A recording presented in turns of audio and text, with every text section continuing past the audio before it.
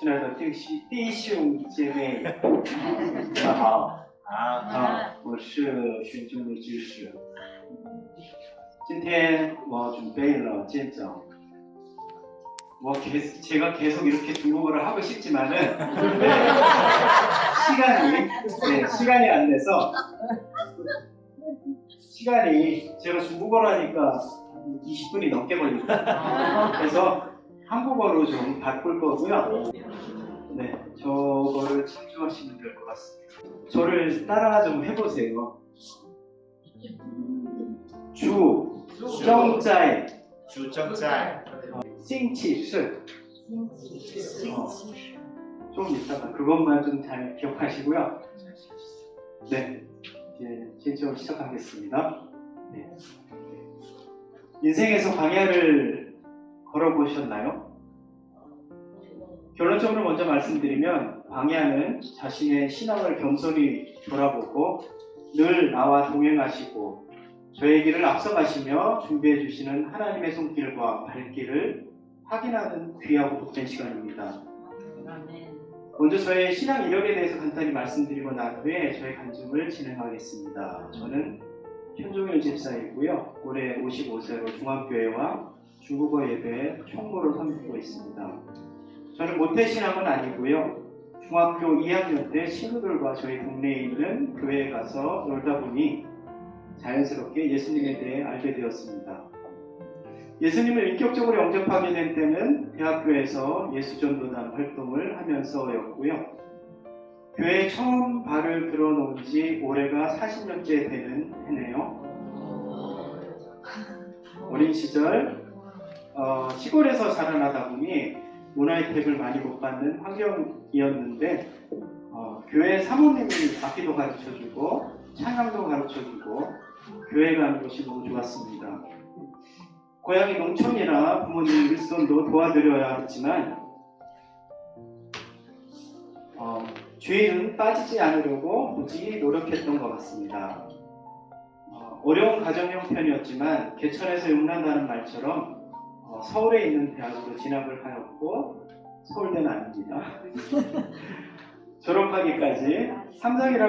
졸업하자마자 삼성이라는 대기업에 입사를 해놓고 군대를 다녀왔습니다. 27개월의 소대장 생활을 한 후에 1994년 다시 복직해서부터 2021년 2년 전이죠. 삼성을 퇴직하기 전까지는 제 인생이 항상 평탄하고 원만하지만 아주 상승곡선을 그리는 삶이었어요. 2021년도에 삼성에서 퇴직할 나이는 아니었지만 제가 아는 지인의 사업의 비전을 보고 사표를 과감하게 내었습니다.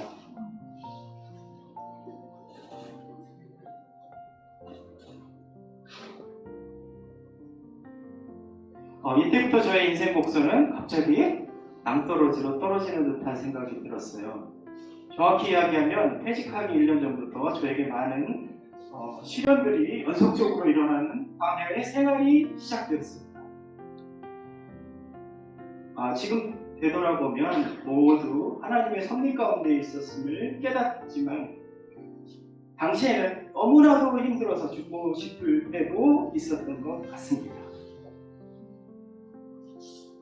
첫 번째 광야는 2020년 초 어느 날 세무서에서 전화가 오더니 세금 1억을 내라고 하더라고요. 2019년도에 살던 아파트를 팔았는데 뭐가 잘못됐는지 양도소득세와 불성실 신고 과태료를 포함한 1억 원이 넘게 세금이 나올 것이라는 세무서 직원의 말이었습니다. 너무나도 어처구니가 없고 대책이 없어서 바로 다음 날부터 제 아내와 함께 기도를 드렸는데 하나님께서 일주일 만에 한 푼도 안 내게 만들어주셨어요.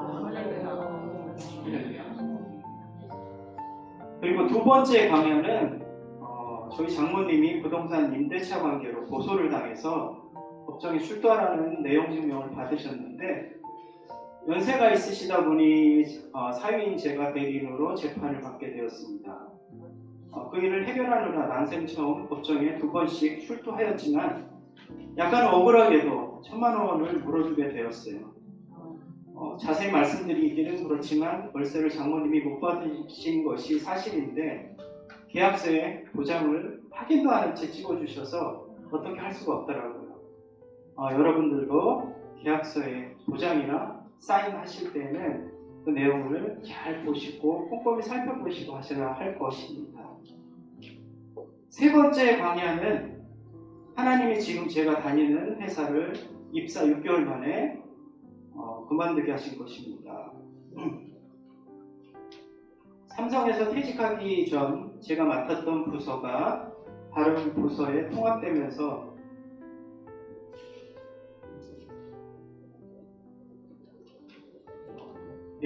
게다가 약 30년여간 근무한 직장을 관두고 쉼도 없이 바로 기도원에 들어가서 3일간 금식 기도를 하였고 근무하면서 받은 첫 열매 전부를 하나님께 드렸던 그런 회사인의 말입니다.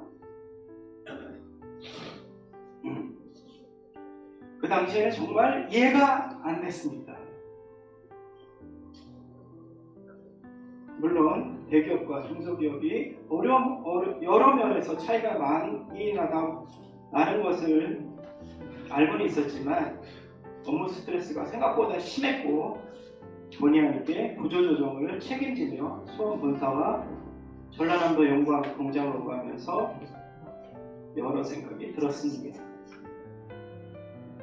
업무 스트레스, 피로감, 매출에 대한 부담감 등이 일시에 밀려오다 보니 어느 순간 저는 무기력해졌고 이 일에 의욕도 없어지면서 주말이면 소파에 누워 자기가 일수였고 그런 모습을 보던 제 아내는 하나님께 기도를 드렸나 봅니다.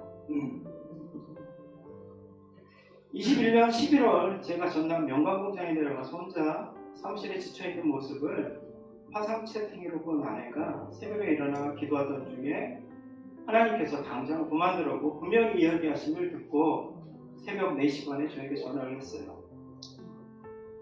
지쳐서 쉬고만 싶었던 저에게는 이 말이 부식이 돼요.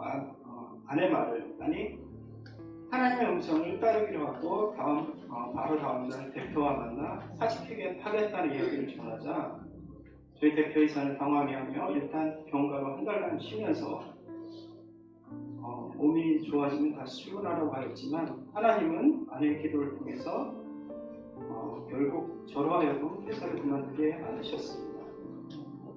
당시엔 참으로 이해할 수 없는 일이었어요. 기도로 응답을 받아서 들어갔고 그리고 입사하자마자 너무나도 재미있게 일을 하였었는데 말입니다.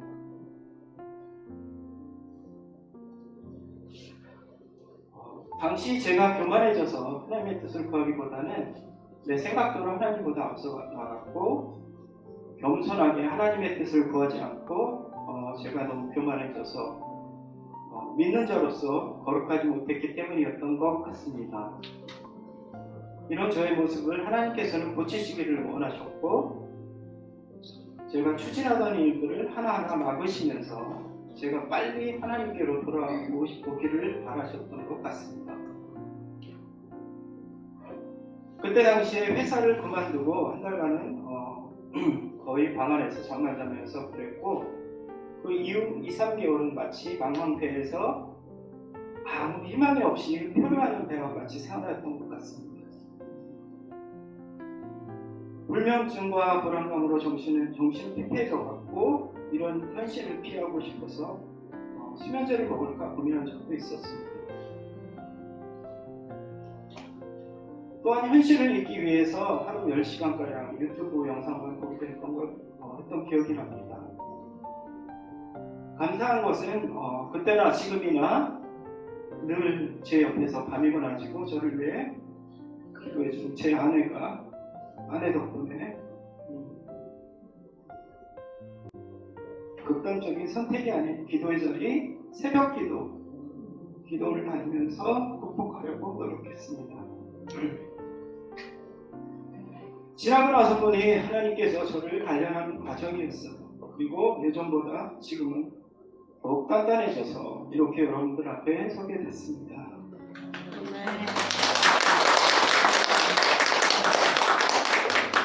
여러분, 서두에 제가 인생의 광야에 대해서 말씀드렸었는데요. 광야는 하나님을 만나는 곳이고 자신의 신앙을 돌아보는 그런 곳입니다. 언제부터인가 제 귓가와 가슴에서 떠나지 않은 찬양 하나가 있습니다. 바로 주가 일하시네 라는 곡이고요. 가사 하나하나가 저의 광야 생활을 기억하고 하나님께 감사하게 만드는 것 같아요. 가사를 들어보신 뒤 함께 찬양하고 제 간증을 마치고자 합니다. 이 찬양입니다. 그냥 제가 한글로 읽어볼게요. 중국어가 있으니까 제가 읽는 것보다 우리 미래자매가 제가 한국어로 날이 저물어 갈 때 빈들에서 걸을 때 그때가 하나님의 때 내 힘으로 안 될 때 빈손으로 걸을 때 같이 읽겠습니다. 여호와 이르네 주가 일하시네 주가 일하시네 주께 아끼지 않는 자에게 주가 일하시네 주가 일하시네 신뢰하며 걷는 자에게 같이 찬양 한번 해보겠습니다. 날이 저물어 갈 때 빈들에서 걸을 때 그때가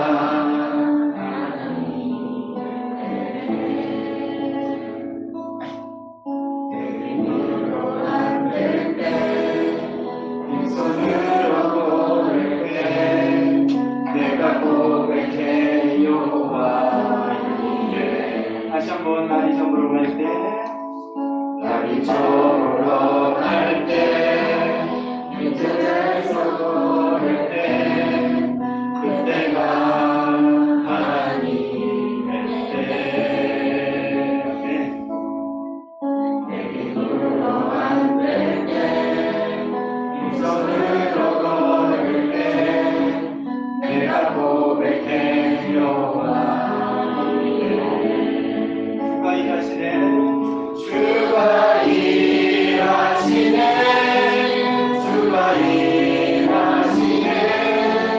주께 아끼지 않는 자에게 주가 일하시네 주가 일하시네 주가 일하시네 주가 일하시네 신뢰하며 걷는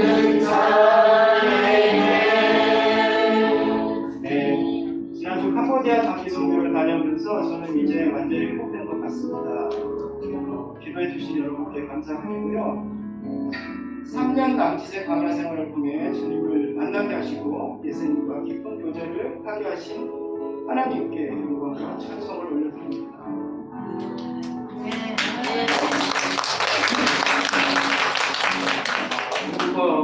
예배 형제자매 여러분, 우리가 힘들고 지쳐서 광야에 있을 때 그때가 바로 하나님이 일하시는 때입니다. 혹시 저희들 가운데 지금 광야에 서 계신 분이 계시다면 이 찬양 부르시면서 회복되시는 역사가 있기를 간절히 기도합니다.